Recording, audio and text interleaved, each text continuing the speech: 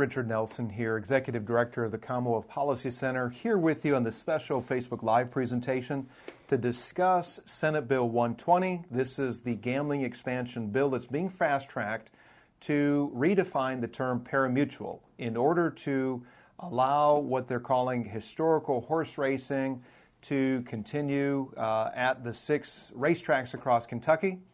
Of course, they call it historical horse racing. Essentially, it is video slot machine gambling. It's been in existence for 10 years.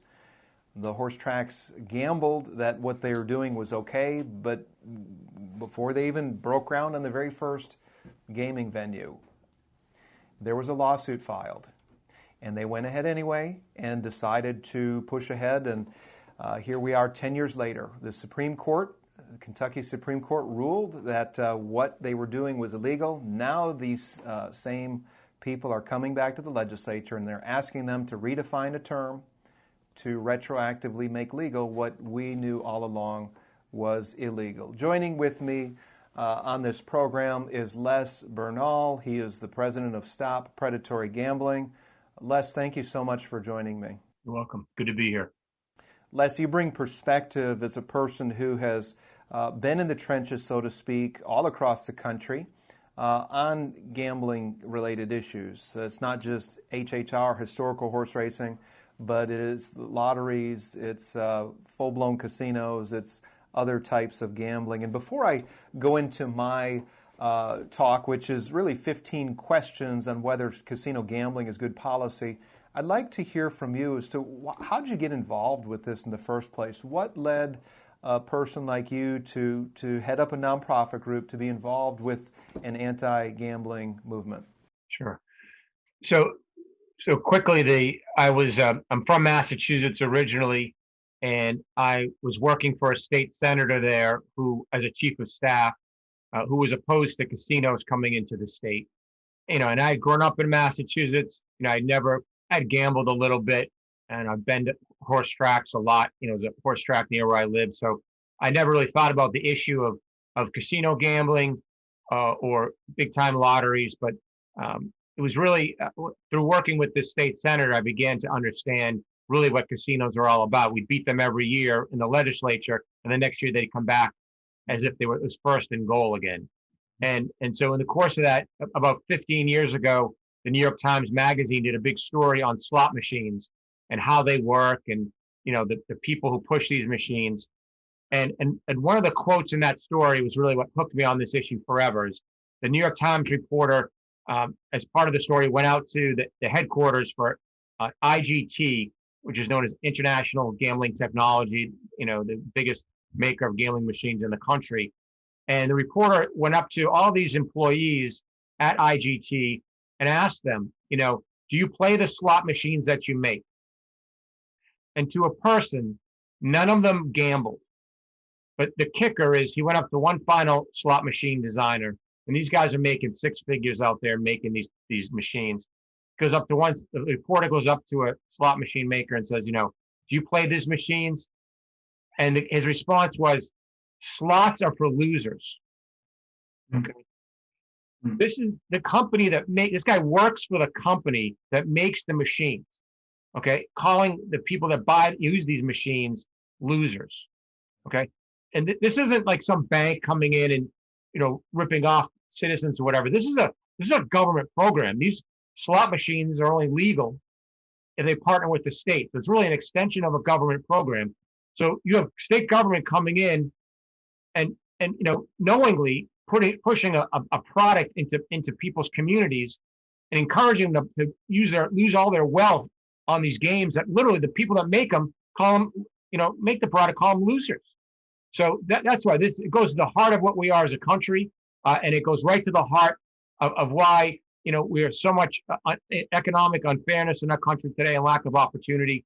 And I think the big stat for your legislators and the citizens of Kentucky is, as we speak, at least 65% of Kentucky citizens have $0 in savings. Okay? 2/3 of the citizens have $0 in savings. And a big part, the complete opposite of saving money and building wealth is commercialized gambling. The opposite of asset building is commercialized gambling. So Most of these legislators, all these guys, they have pension funds, they have retirement funds. They're pushing these gambling games in that are going to make their constituents far more economically insecure, and it's unjust, regardless of your political party. Les, those are appreciate your insights there. And what's gripping is somebody inside the industry creating these games that's essentially mocking the people who are gonna use them or play them. That's sad, because we know in the business community, generally, you have businesses that provide a product, or they're making something of value to the people who are using them, and they treat their customers a little bit better than that. Then the other point you make is that the government is partnering with these businesses, entities that have such contempt for the people. And we know that our governmental leaders should care deeply about the well-being of their citizens, and that is not the case here. But just to expand on that point, though, I think this is true for Kentucky, and it's true across the country, is the vast majority of these legislators and the governor and so on who are pushing these electronic gambling machines, who are advocating for casinos in the state, they're an extension of these slot machine makers who don't play the games. Like, they don't gamble themselves. If you ask all these legislators, how much money do you lose a year to these electronic gambling machines? Most of them don't even gamble, and if they did, it's a negligible amount.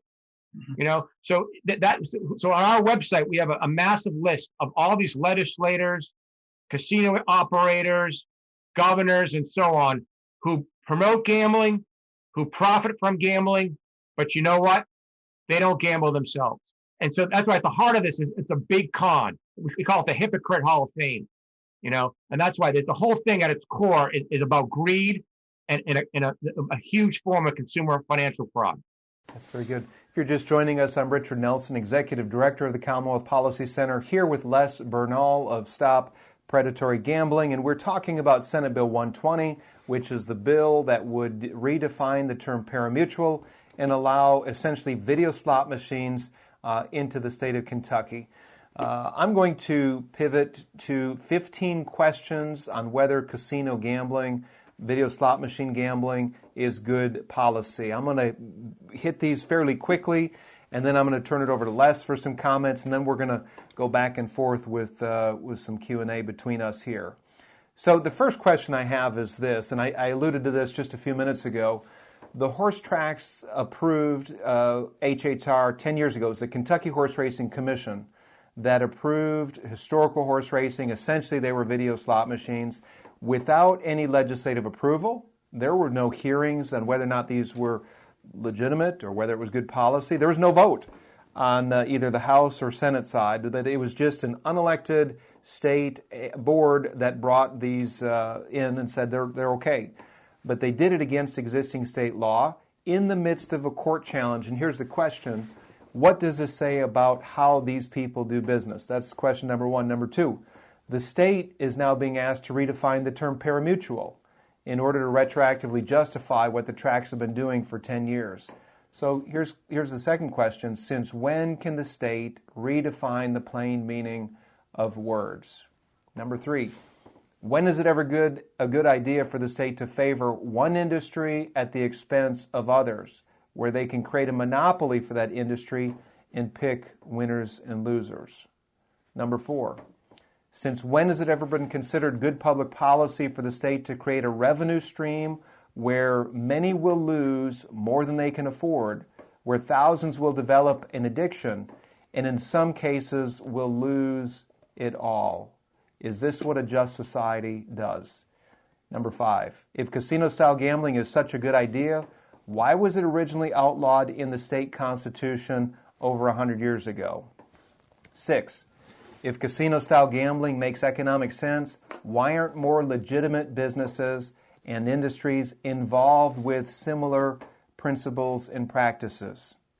7, since when is it a good idea to give one industry an uneven playing field and to allow them to cannibalize discretionary dollars from other legitimate businesses? And I want to expand on that a little bit because there's some big terms, cannibalizing and discretionary dollars. When you think of cannibals, you think of people that eat their own. so to speak. And so what the casino venue has that other venues don't have is they've got these gambling devices, and they build up a lot of hope and a lot of hoopla. Come here and play, have fun, and get rich. And these gambling venues often have hotels, they have restaurants, they have other things. But you know what the local restaurant, the other existing restaurants or hotels don't have? They do not have the casino to draw people in order for them to gamble. And that's why I say they're cannibalizing discretionary dollars from that community. When people are drawn into the casino venue, they're gambling there, but they're also going to often eat dinner there. They'll spend the night there.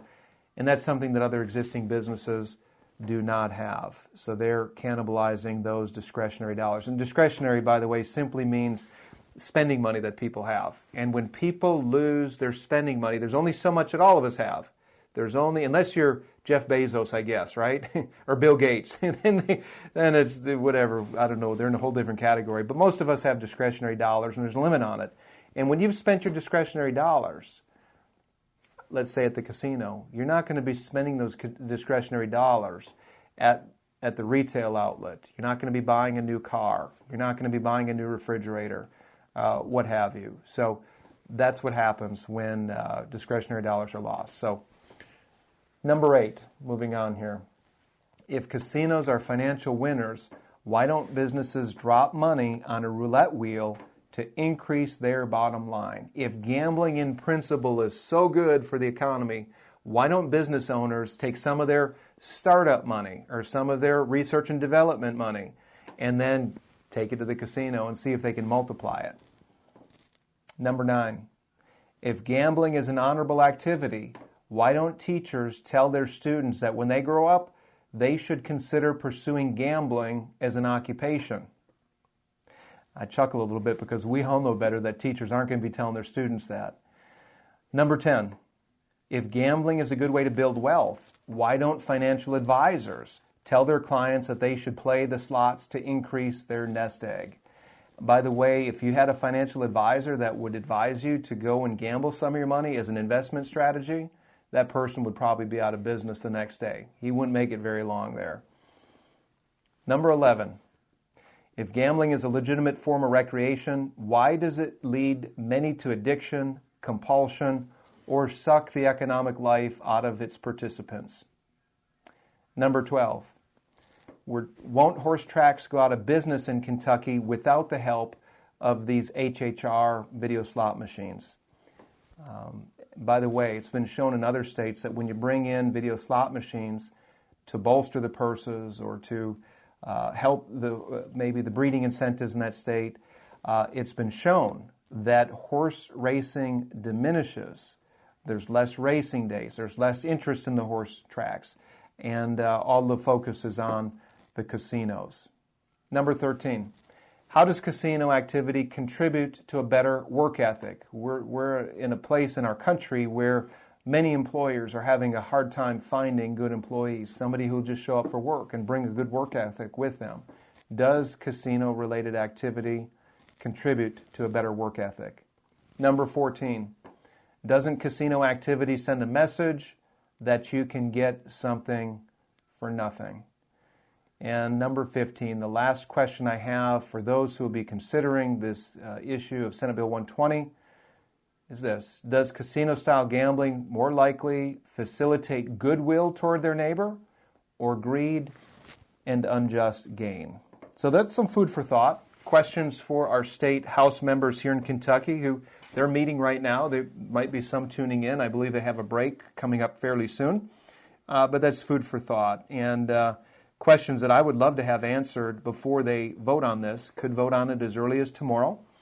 But Les Bernal is joining us. And Les, I would like you to, I've put a lot out there, a lot of questions there, a lot of food for thought.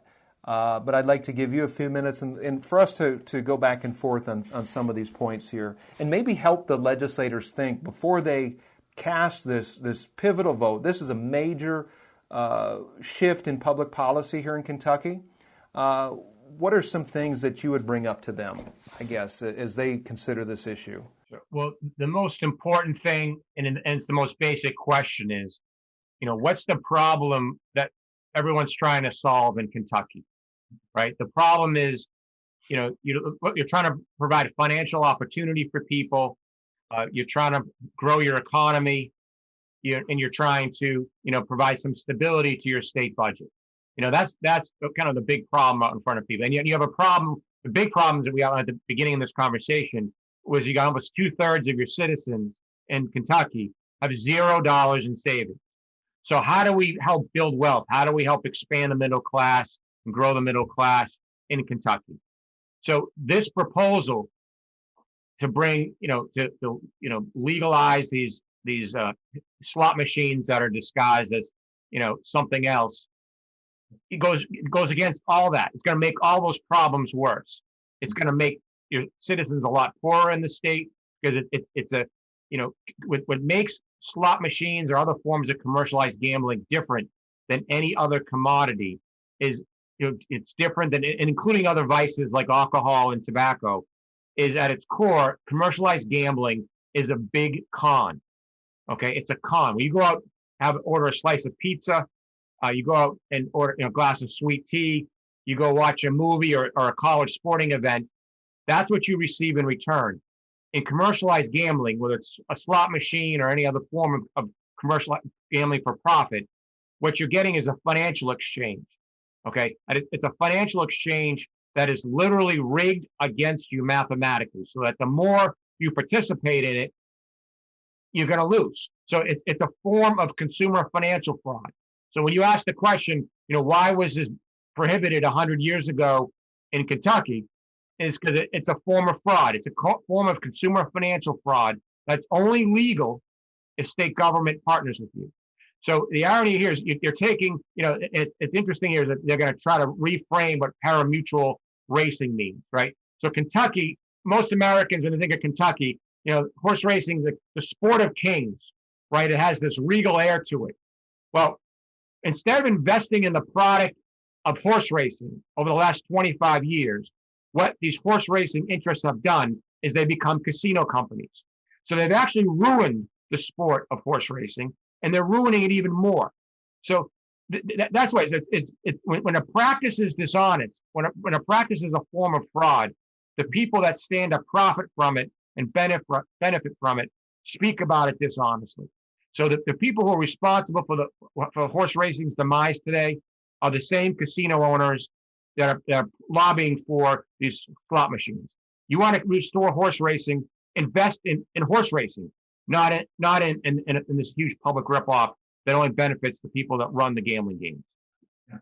That's good. Les, I was in a discussion the other day with an elected official who said essentially people should be able to make their own decision. Sometimes people drink too much alcohol, or maybe they smoke too much, maybe they even eat too much chocolate cake. Richard, do you really want to regulate those things? How do you respond to somebody who would suggest that we should allow individuals to make their own decision whether or not to gamble? So again, as I said, there's a difference between drinking alcohol and other vices when you compare it to commercialized gambling. Commercialized gambling is a form of consumer financial fraud. So there's a difference when you do it for profit. If you and I were on a golf course and we had a friendly wager together, that's not prohibited under Kentucky law. Okay, what's prohibited historically under Kentucky law is for me to run the gambling game. I'm running when I do it for profit. Okay, so there's no prohibition on us going bowling and having a friendly wager or having an office Super Bowl pool or any other types of so-called social gambling. You're not doing it for profit. No one's borrowing money to participate in it. I'm not losing the rent check or mortgage check on it. So a legislator who makes that argument, again, when a practice is dishonest, people have a tendency to talk about it dishonestly. If he was serious about letting people do what they want, then why can't all of us go run our own casino? Okay, there's no free market here. These gambling interests get a monopoly in the state. The Kentucky lottery, it's a monopoly. So if this is truly about letting people do what they want, okay, then we should all be able to do it. And we already can do it. What's illegal is to be able to run games. It's illegal to rip off your neighbor.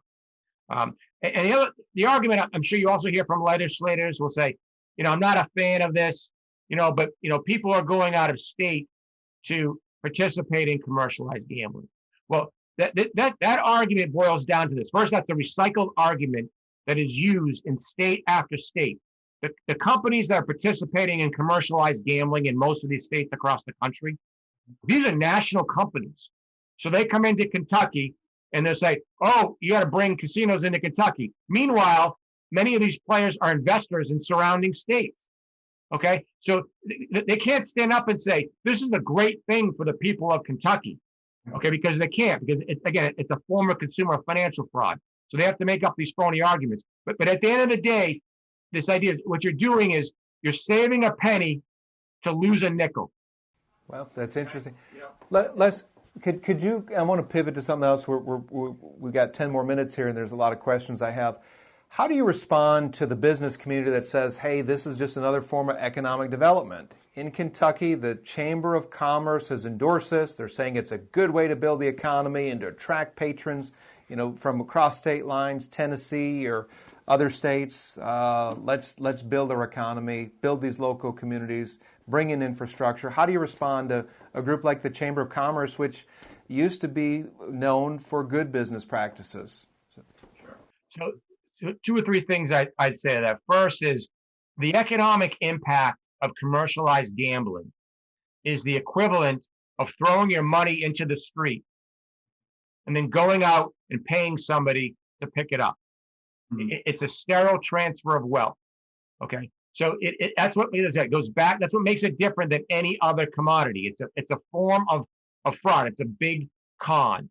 So when the Chamber of Commerce says this, most of those guys, they're not gambling on a regular basis. Almost all those guys have stock funds. They have the hallmarks of middle class and upper class life. An emergency fund. They've got, they own property. Retirement funds, college funds for their kids, those kinds of things. You have 2/3 of the citizens in Kentucky have zero in savings, and I assure you, almost none of those people who have zero in savings are members of the Chamber of Commerce. So that goes right to the heart of this incredible, unfairness of opportunity. This was you raised the point. Like there's a difference between investing and speculation. So investing, if you invested your money in the S&P 500 index over the last 50 years, if you put $10,000 in that over 30 years, you're going to be have probably $500,000 when that's all said and done. If you put 10 grand into slot machines, it's just a matter of hours before that money's gone. So Les, I want to pick on that because I keep hearing this argument. It's an individual's decision. If they want to do it, that's okay. I'm going to go back to this discussion I had with an elected official, and they said, I made the case, just like you were making, that, look, when you gamble, there's not a legitimate exchange of value. You're not getting a service or a product where there's a legitimate exchange. And this person said, well, they're getting entertained for that few minutes that they're playing the slot machine. They're getting a thrill. And he equated this with, if I'm recalling correctly, I think tried to make the equation of watching a movie. You could watch a movie. You're not getting any. You're spending your time. You're giving them some money. Is that a good analogy? Is this not just like another thrill that somebody's paying for? They like the adrenaline rush. How would you address that? How would you watching a movie to spending time in front of a video slot machine? Yeah. So I think again that's part of the dishonest argument that many legislators use to rationalize a government program that is a big part of creating economic unfairness in the state of Kentucky. And it's also part of a major part of systemic racism in Kentucky and across the country. Because what that legislator is really saying is, the state of Kentucky doesn't go out and advertise, go watch movies so we can pay for the state budget. Okay? They're actively encouraging citizens to do this. A citizenry, as we said several times already, that 2/3 don't have zero in savings, right? So you have millions of citizens that are broke. You have legislators and a governor encouraging citizens to lose their money on these rigged games, while those same legislators are all putting their money into stock funds and all the other hallmarks of a middle class and upper class life. So there's no movies anonymous out there in society. Like, this is a highly addictive product that's about shifting the tax burden away from middle class and upper class folks onto low income folks. And the reason why it's a form of systemic racism is a disproportionate amount of the people who are middle class and upper class folks in our country, they happen to be white, and a disproportionate amount of the folks that are low income in our society are black and brown people. So that's what this is really at its core. No, that's good. Moviegoers Anonymous, that was a good one. That and that's I appreciate you fleshing that out. I'll say, and Julia, and this is the exclamation point to that argument. Julia Roberts, she watches the movies she makes. The people that promote gambling, profit from gambling, run all the casino companies, they don't gamble, okay? Because it's a big con. Les, let me tell you what's going on right now. The horse track lobby has done a very good job of revving up their people across the state. They have a constituency that they've said, hey, the horse tracks need help. We need you to call your legislators and encourage them to vote for Senate Bill 120. And I've been on the phone and texting with several of my friends in the legislature, and they've been telling me, Richard, I've been getting 50 to 100 calls to one, or 50 to 100 emails to one in favor of this legislation, and some are feeling that pressure. How would you respond to them when they're, there wasn't, by the way, so some context here, it wasn't too long ago that a majority of Kentuckians were very much opposed to this. We saw it for what it was. We knew it wasn't a good thing for us to do, but somehow that shifted. The other side has done a education campaign, and I use that term loosely, but they are getting people to call and to email their legislators. What do you say to that? Our side is again, that's an argument. I love that argument, and this is how I always respond to it. I say, the people that are these big gambling corporations that are lobbying for this, they're spending millions of dollars in Kentucky in AstroTurf organizing. They're fueling that with millions of dollars of lobbying. Okay, versus everyday citizens who are competing against this, right? So the argument back to legislators is, and anyone who understands politics understands this argument. If you're running for office and you're outspent by your opponent 2-1, it's going to be hard for you to win re-election. Okay, imagine being outspent 100-1. Okay, if someone's outspent 100-1, no one stands up and says, "Oh, look, the people have spoken." This isn't about letting the people vote or letting the people's voices be heard. This is about buying people's vote. Okay? And that's why there's no grassroots movement for consumer financial fraud in Kentucky. Okay? This is being driven by powerful financial interests who stand to benefit, immensely from this. Yeah. No, that's good. Les, we are just about out of time. I want to close on this note that here in Kentucky, we are considered a commonwealth. This means that we have a common geography, common natural resources, common freedoms and liberties, common opportunities as well. And one of the things that we are concerned about in a commonwealth is the ability of individuals to pursue their calling in life, to create wealth for themselves, to create wealth and to provide for their families. And we care about the well-being of others. And I would say that if we insist on being called a commonwealth, we need to keep out those things that would undermine our values and that would promote the well-being of our citizens. Les, Bernal, we have just a moment here. If you have just 30 seconds here for the last word. Yeah. This is one of the defining issues of our time, like the idea that state governments like Kentucky, instead of expanding the middle class, providing real opportunity for people, continue to shift the tax burden away from middle class and upper class folks onto low-income people, as a blatant form of systemic racism. And more importantly, we go back to the Christian principle of, loving your neighbor like yourself. This is about loving yourself more than your neighbor. There's no love involved in this. It's completely a form of consumer financial fraud. And in Kentucky, the day's going to come when this is repealed in Kentucky. And this will be one of Kentucky's biggest mistakes if they go down this road. Very good. Les Bernal, thank you so much for joining us. God bless. Take care. Thank you.